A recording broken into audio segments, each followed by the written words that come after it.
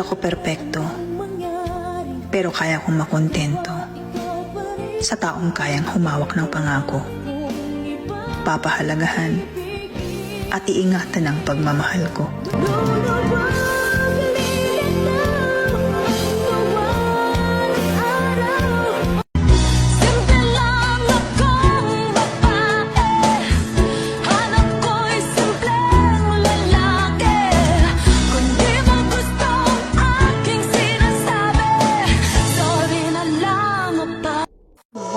Kailangan ba i-report ko sa'yo lahat ng ginagawa ko?